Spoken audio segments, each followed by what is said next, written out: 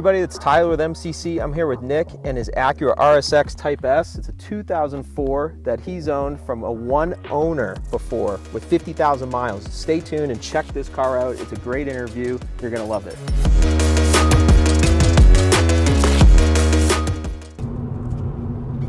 All right, what year is this car?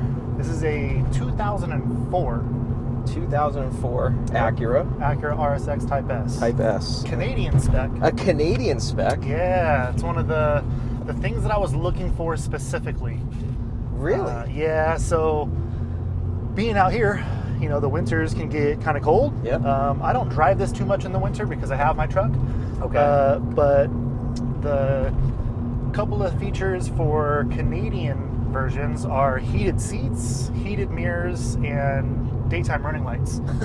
And the US version doesn't come with any running of that? lights. You can get them with heated mirrors, but you can't get them with heated seats. What? So it was one of the things that I was like really trying to look for if I was when I was thinking about getting a DC5. Okay. And how long have you had these before, or is this the first one you've had? This is the first DC5 RSX that I've had. Okay. But I've been into Hondas since '99. Okay, so you've had a few of them, I would assume. I've had a few. I've had a couple of EF hatchbacks, a couple of CRXs, a DA Integra, DC2 Integra, and then this. Nice. So how long have you had this one? A few years now. Okay. And was it in the U.S. already when you found it, or? Yeah, so I worked with the dealership to source it. Oh, really? And it Okay. was got really lucky. It was a single owner car. Whoa. It was an older couple. It was one of those like perfect scenario Yeah, types of things where it was like well kept, older couple. They used it as a weekend car. It had 55,000 miles on it. Come on. Yeah. And they treated it really well, and the dealership sourced it for me. Because while I'm a Honda person, I like to start with really clean examples. Mm-hmm. Which is not entirely Honda person-esque. Yeah. There are people like that in the Honda world, but Younger me was a little bit different because it was like, what can you afford? Right. Right? And this is, as I've gotten older, you start to get like adult money, Mm-hmm. and it's reliving I've always kind of wanted one of these cars, or if I could have built it like this, I would have. So with this car specifically, the RSX, it was, when it first came out, I was in high school. I was a junior in high school when this car came out, the 04. And it had just started to get into the street racing scene. So I was in Southern California. good area. Grew up in like Ontario area, so like Compton, Ontario, Riverside, Yeah. street racing in all these areas. And when these cars came out, I was like, what is going on with these cars that are like sounding really good? The K motors were completely new and different. Mm-hmm. And I was just like, at some point I'll get one. And it took this long to finally do it, because it was just like at some point, maybe one day I'll get an RSX. Right. And yeah, just like a random thing where I was like, you know what, let's go ahead and let's get one, but I want to make sure that it's the right one. That's 'Cause awesome. looking around at first, like, it's hard to find really clean examples of unmodified, completely stock, low-mile Hondas. 100%. They're just hard to come by. Yeah, 100%. They're either bone stock and 220,000 miles, Yeah. and like paint's destroyed, and the body might be in good shape, but just not, it shows its age, or low mileage and just wide body kit, Yep. or just completely destroyed every other way. Like somebody's just ripped the thing apart 1,000 times. Yeah, swapped 9 different times. Yeah. The wiring is hacked up. You're chasing gremlins the entire time you have it. Right. So yeah, I was really intentional on, if I'm going to get one, it's going to be the right one, and I'll wait. I'll take my time to find the right one. Mm-hmm. So it was when I found this, it was a like now or never kind of thing. Yeah. Like, I'm never going to see another one in this type of an example. No. All original, single owner. Pull the trigger on it. Let's just do it. So They're so cool, like just the brake they have, and the I just like how it goes from more of a fatter, kind of taller rear end to just that sloped, sleek front end. yeah. And I where I fell in love with these was Need for Speed Underground, or Yeah, Underground 2, and I think it was like one of the first cars you could get in the game, and I just would mod the shit out of it, and just that was like my daily car in the game that I would use like as much as possible. And so I've been looking. There's a couple of people that have ones in Boise, but when Mike turned me on to your Instagram page, and I saw yours, I was like, I gotta film that thing someday. Like I was so, and this is my favorite color of this car too. Yeah, the black ones look good too, and that guy All Day Anthony has that black one that's really nice. Yeah, the 0506. Yeah. But this blue is, I just love this blue on any car, but especially these. It's just so cool. It's a really interesting color. It's a, I'm probably gonna get roasted for saying this, but it's like the way it shifts to purple in certain light. I mean, it's not like midnight purple, right? So people don't hate, but it does shift into a lot of really interesting colors depending on the light. And being into photography, like I love catching those like little angles with certain light at certain heights where it's like, I didn't know it was gonna look like that. Yeah. So. And you're really good at that. I've seen some of your pictures and I'm like, God damn, how's he do that at night? Thank you. You do like your nighttime shoots are just unbelievable. The way you capture those. Oh, thanks. I'm always like super impressed with that. So how many miles do you have on it now? 74. Oh, so you've driven it quite a bit then. Huh? I'm sure Alex probably shared the same sentiment, but one of the reasons we get along so well is it's a drive your car. Yeah. Like, these things, it's cool to have something that's like absolutely perfect. Mm-hmm. And I try really hard to keep this as clean as possible because, you know, like you just respect the things that you buy, right? Right, 100%. But I got rock chips up front. Like it's one of those where I drive it hard. Yep. I enjoy it. I got it to enjoy it. And it's just one of those things like I can do as much as I can to keep it as clean as possible, but I'm not afraid to put miles on it. So are you familiar with the Loman loop? Yeah, 100%. I've been trying to do it. So I bought my S2000 in January. Okay. And I've been trying to do it all year, and I just keep like having stuff come up. Yeah. And this Saturday before Honda Day, I'm doing it. But they have Highway 21 closed right now for fires. So I'm hoping they're supposed to have it open Thursday. I'm praying they have it open so I can do it for the first time. But you do that quite a bit in this? Yeah, so when I first got out here, learned about everyone coming up here, but it was always, when I would come and drive it, there was always a lot of like bicycle traffic. Yeah, there's a lot of bicycle traffic up here, dude. Yeah, and it's because I'm older, I try to have respect for other drivers and people that are sharing the road. Right, yeah. Younger versions of myself, like everyone kind of pushes it and like drives a little beyond their limits. Yeah. I'm not about putting other people in danger. Right. But what I noticed is doing Loman, like even just going down to Loman and back the same way, there was so much less traffic. Yep. So it was like, all right, if I'm just going to drive around, I'm going to drive around and do that because I love that drive. Up to Idaho City too, because I've done that, and I think I've gone as far as Loman. I like that drive better because it's more like, I feel like it's better for these cars because you're in the VTEC way more in like fourth gear versus on here, at least for me with an S2000, I find it difficult to like stay in the VTEC in some spots where the car wants to be because of how windy or slow some of the corners are. They're tighter turns up here. Yes, 100%. Down there's a lot of longer sweeping turns. Yeah. This is a second and third kind of a road. So it's fun, but you have to enjoy this the most, you have to be pushing. Yep. Otherwise, you fall out of power band, you fall below VTEC, and it's just like... Yes, yeah. Yeah, I should clarify. You're either in the VTEC the entire time, or you're not in it on this road. Yeah. There is no, like, in between. Like, it's great at night when there's no one up here, and you can, you know, push a little bit harder and stay in that range, but times like this, where there's just so much traffic, it's hard to be that person who's ripping around. Do you have any... So what have you done to the car? So it was. I'm sure it was completely stock when you bought it. Yeah, it was bone stock. Dang, dude, that's crazy. Yeah, it was. It almost like I felt like it. There had to be something. I was like, okay, what's really going on with this thing? Catch? Yeah.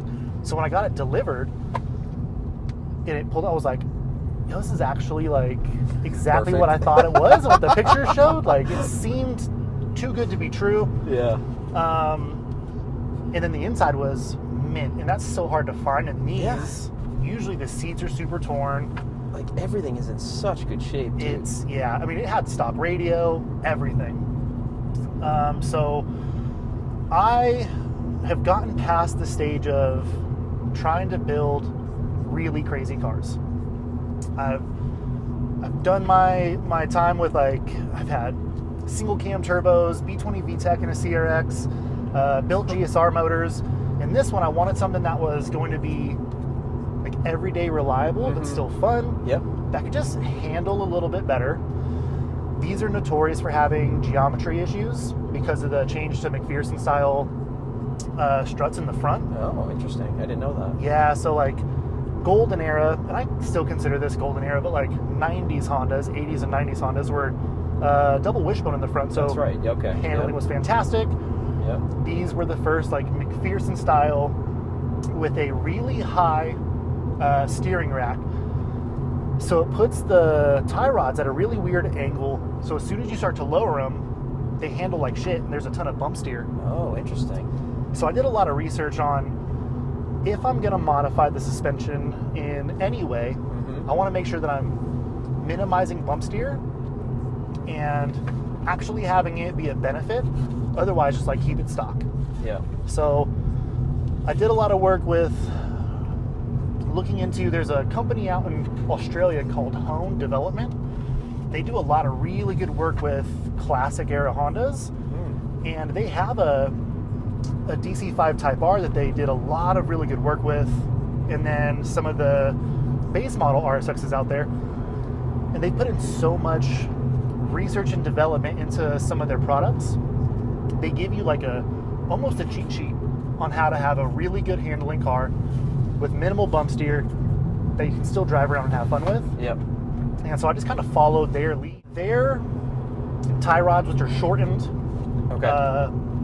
retained, but I redid the OEM tie rod ends and did the Tane Flex Z coilovers. And the reason I went with those specifically over, there's a few other really good companies, like KW has a good set. Olin's has a, I don't know if they have them for these, but that's a pretty... They do, they're rare, they're hard to find these days, especially like new. Yeah.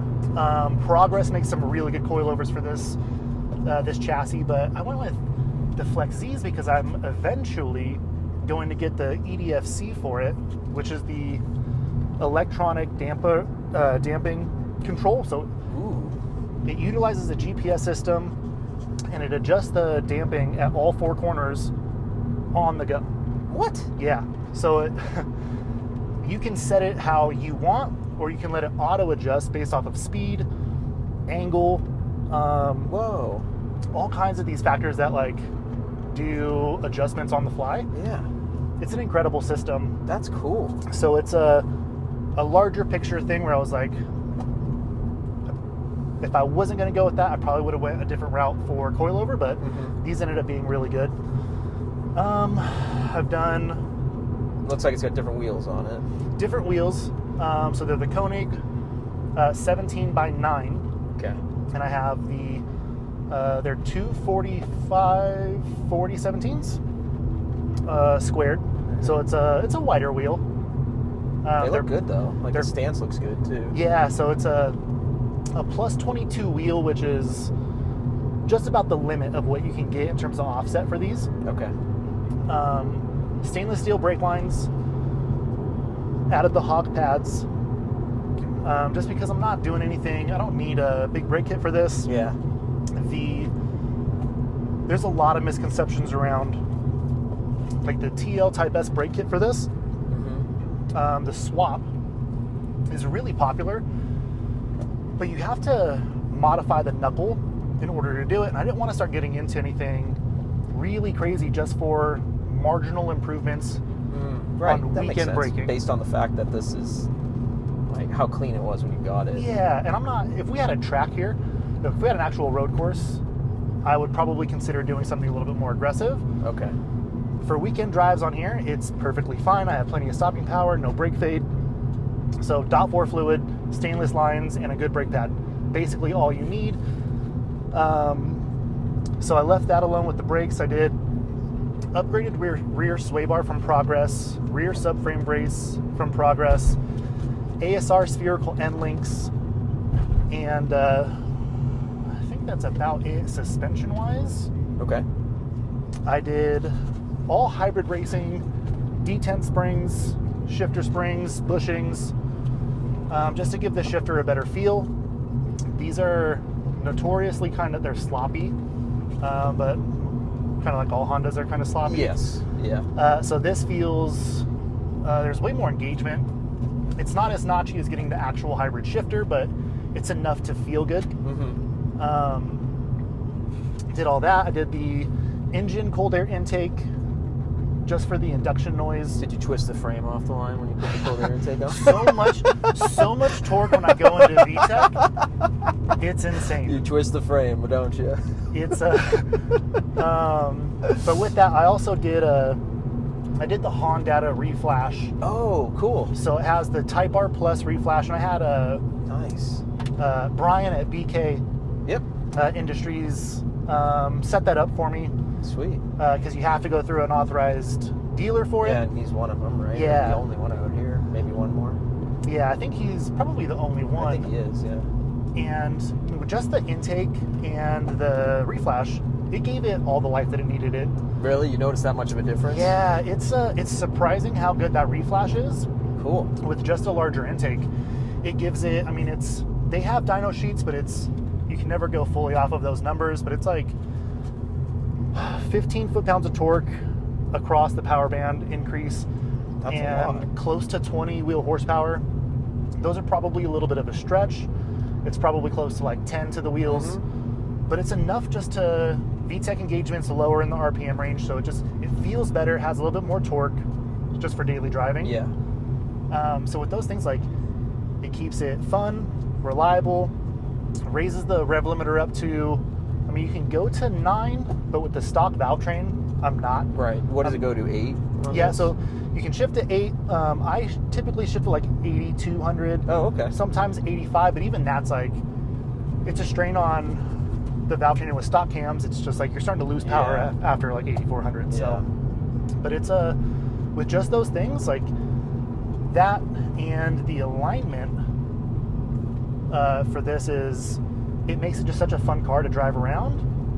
But it also, when I'm just driving normal, it's stock muffler, stock exhaust. Is it? Yeah, it's quiet. It's nice. This is such a nice ride. Yeah, so it's like you keep the comfort. Like I love the Acura brand. So I get like everyone wants to do conversions of their Acuras to Hondas because it's the same company. Blah blah blah blah blah. But the Acuras, like, in whatever weird way, they are a little bit more luxurious. So it's like, why not retain that? Just like have something that I can cruise around in, enjoy just like driving normally. If I just want to, go on a date or something like that. Like, it's a comfortable car. Or on a weekend trip somewhere. Yeah. Yeah. It doesn't bounce around when I'm driving. No. But it's still fun and sporty when I want it to be. So just like it's hit this perfect spot of older, refined, but still like can't let go of my Honda boy dreams type of thing. The Honda boy teenager in you still gets let out a little bit in this thing. Yeah, 100%. So like the induction noise in this, and I know you and Mike were kind of talking about induction noise over exhaust. Over exhaust, yeah. I'm 100% that same way. Good. Like most people, I don't know why they love the exhaust note so much. It's not just Hondas. There are so many cars where the induction noise sounds so much better than the exhaust note. Yeah, like if you have a high horsepower GTR or something like an RB, a 2J, like there's certain motors that Correct. Like, throw an exhaust on, it sounds incredible, turbo sounds great. Yep. But on Hondas, I've never liked the sound. Yeah. From big exhausts, and everyone loves to throw the big tips on the back, and I'm not about it. I never have been. That's funny. No, the induction noise is so nice on Hondas. I just love it.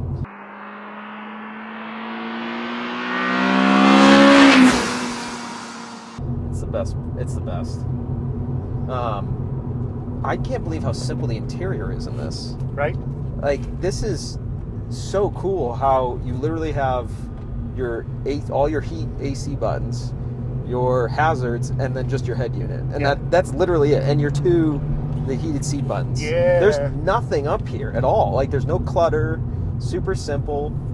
The old style, like, like circle, vents. Those are always like the best. It's just cool how simple the interior is in this thing. Yeah, simple and driver focused. Yeah, 100%. It's a Honda theme, Yeah, definitely. Where did obviously growing up in Southern California in the early 2000s, it was probably hard to not get into cars. But was there like a family member that was big into cars? Or? Yeah. So I had an older cousin who is the one who is responsible for this lifelong obsession of cars, but Hondas specifically. Okay. He used to take me to the races, and he had a 1992 Acura Integra GSR with the B17. Oh, yeah. So all you OGs know what's up with the B17s. I know some of these newer people are like, the B17? He had one, and it was really awesome in just stock form. Mm-hmm. And he got into racing with a group of buddies, had a team, because back then everyone had like their actual teams. Yeah. Oh my God, I forgot about that. Yeah, they were Team Focus. Like, not Ford Focus. Yeah. And he ended up doing a B20 VTEC, and this is in 2001. So it was like rare to see those kinds of, in the drag scene, like Pomona, you'd see some cool swaps like that, but around that time it was like a rare thing to see someone with a Frankenstein motor like that. Yep. And he used to pick me up and, like, before I could drive, and take me out there, and it was so much fun being around these guys, like an Eclipse GSX, CRX, his car, just these like classic cars that we think of now, right, that are super fun. And I just got hooked, and I started like whatever books I can get, using like LimeWire to get like LimeWire, oh my God, like dude. stuff to like streetfire.net, like whatever I can get on like shitty internet to watch videos, like watching like Team Rice stuff, just the things that like made me want to learn as much as I possibly could. And it became an obsession. I started to like buy like blocks just to take them apart, buy heads just to take them apart and put them back together. It turned into this thing, and it's just never left me. That's cool. What was it like? So I talked with Chris with the FDRX7 a lot about this, because he's a little bit older than you, but he was in California, like in the car scene heavily before Fast and Furious came out. Yeah. And then remembers what it was like after. Oh yeah, there you go. Yeah, dude, that's the best sound ever.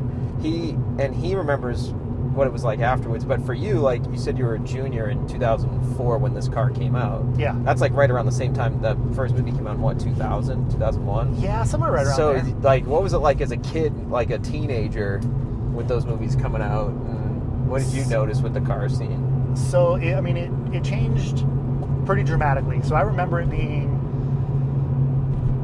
very low key.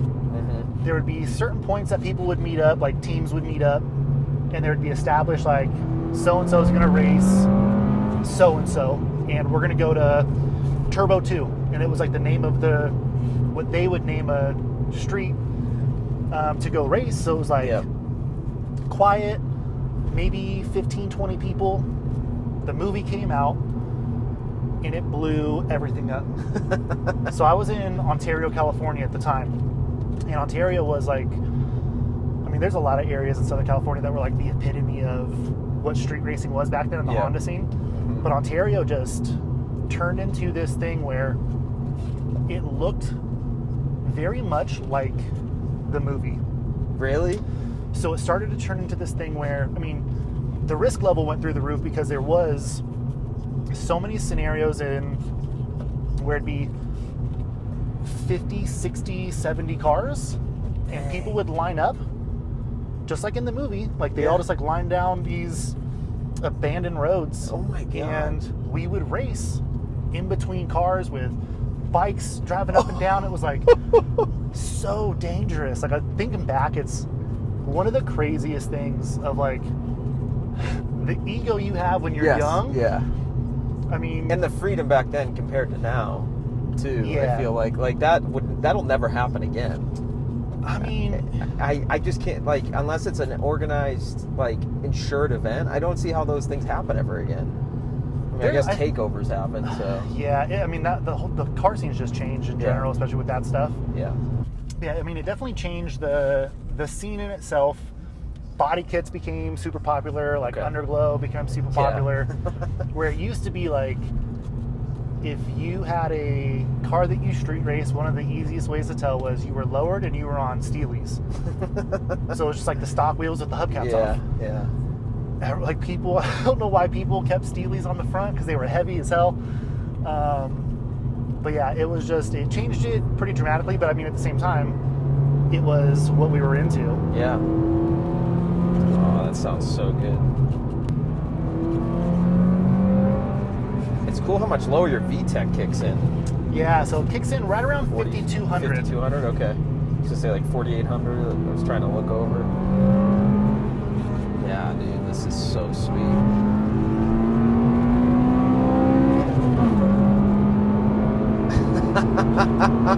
Oh, that's freaking awesome, dude.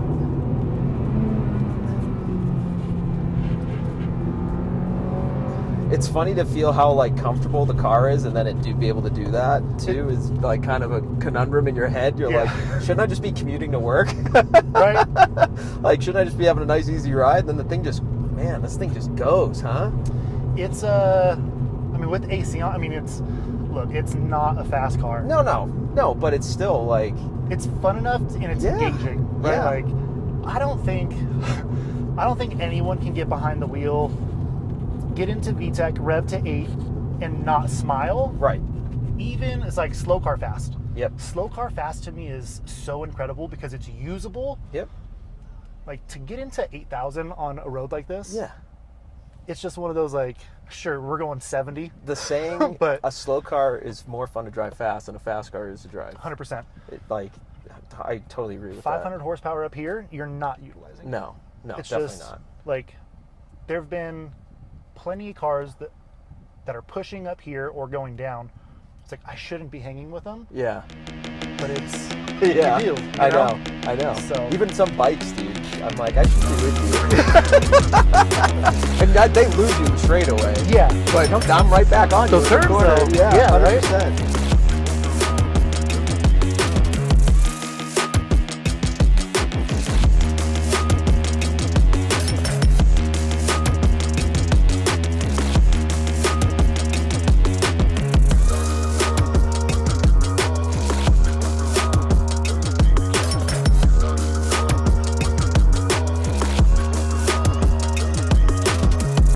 Hey everybody, thanks for watching. Please make sure to like and subscribe and let us know in the comments what you think of Nick's RSX Type-S.